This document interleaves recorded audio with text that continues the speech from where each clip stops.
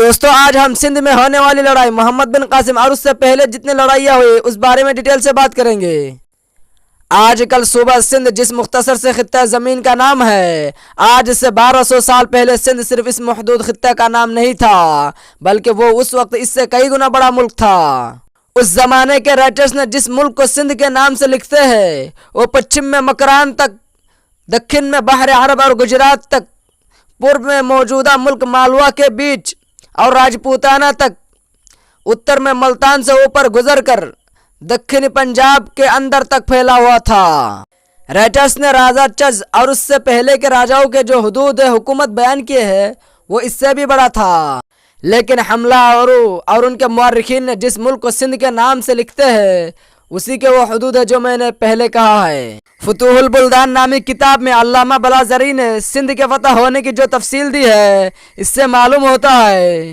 کہ سندھ و ہند کا فتح کرنے کا ابتدائی سلسلہ تو حضرت فاروق اعظم رضی اللہ عنہ کے عہد خلافت ہی میں ہو چکا تھا۔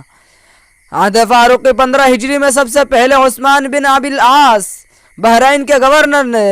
اپنے بھائی حکم کو اس طرف بھیج دیا تھا جس کو خلیفہ وقت حضرت فاروق اعظم رضی اللہ عنہ نے پسند نہیں فرمایا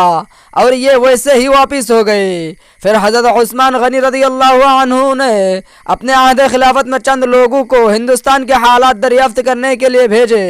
مگر حملہ و جہاد کی نوبت نہیں آئی۔ پھر حضرت علی رضی اللہ تعالی عنہ کے عہد خلافت میں حارث بن مرہ عبدی بطور خود سندھ پر حملہ آور ہوئے اور ایک حد تک کامیاب ہوئے۔ پھر حضرت معاویہ رضی اللہ عنہ کے عہد خلافت 44 ہجری میں محلب ابن ابی صفرہ، جن کو اکثر حضرات نے صحابی قرار دیا ہے اور ان سے ایک حدیث بھی روایت کی ہے، بعض نے ان کی صحابیت سے انکار کیا ہے اور اسی کو ابن حجر عسقلانی رحمۃ اللہ علیہ نے صحیح قرار دیا ہے، کابل کندہار کی بغاوت کو روکنے کے لیے اس طرف آئے تھے۔ بنا احواز اور قیقان میں مقابلے ہوئے، مگر ان جگہوں کو آج دوسرے ناموں سے جانا جاتا ہے اور یہاں کے باغیوں نے موجودہ سندھ میں آ کر پناہ گزیر ہو گئے۔ پھر محلب نے ان کا تعاقب کیا،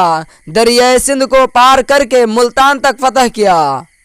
اسی لیے بہت سی مانے جانے والی ہسٹری کی کتاب میں ہندوستان کا فاتح اول محلب ابن ابی صفرہ کو قرار دیا ہے،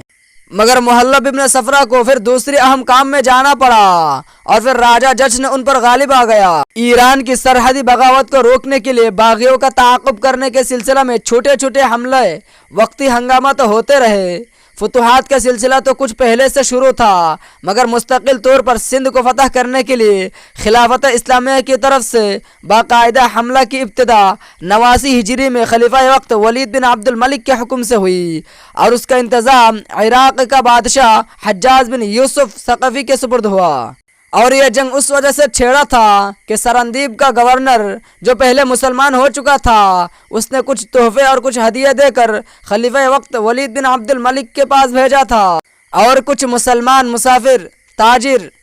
اور حج یاتریوں کے 8 جہاز سرندیب سے روانہ کیے تھے۔ جب یہ جہاز باب عجم یعنی کہ سندھ کے ساحل کے قریب پہنچے تو سندھ کے راجہ داہر کی طرف سے چھوڑے ہوئے ڈاکوؤں نے ان جہازوں کو گرفتار کر لیا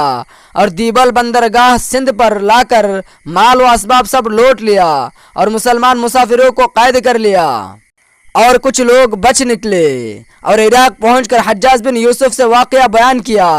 اور حجاج بن یوسف نے راجہ داہر کے نام خط لکھا کہ ہمارے مسلمان تاجر اور حج یاتریوں کو فوراً رہا کر دو اور ان کے مال کو واپس کر دو۔ راجہ داہر نے غرور میں آ کر بیکار خواہ کا جواب دیا۔ اس وقت حجاج بن یوسف نے امیر المؤمنین ولید بن عبد الملک سے سندھ پر جہاد کرنے کی اجازت مانگی۔ امیر المؤمنین کی اجازت سے پہلے تو کچھ فوجی دستے سرحد سندھ پر بھیجے، مگر راجہ داہر نے کافی قوت فراہم کی ہوئی تھی، وہ کافی نہ ہوئے، تو پھر 89 ہجری میں 6000 شامی و عراقی اور عربوں کا لشکر محمد بن قاسم ثقفی کی قیادت میں سندھ پر بھیجا گیا۔ محمد بن قاسم ثقفی 6000 کا لشکر لے کر سرحد سندھ پر پہنچے اور پھر ایک عجیب تدبیر سے کشتیوں کا پل بنا کر دریائے سندھ کو عبور کر کے راجہ کی زبردست ہاتھیوں کی فوج سے مقابل ہوئے تو اسلامی دارالخلافت سے ہزاروں میل کے فاصلہ پر یہ جنگ جاری تھی۔ اس وقت جدید ٹیکنالوجی کے نہ ہونے کے باوجود بھی ہر تیسرے دن حجاج بن یوسف کے پیغامات محمد بن قاسم تک پہنچ جایا کرتے تھے۔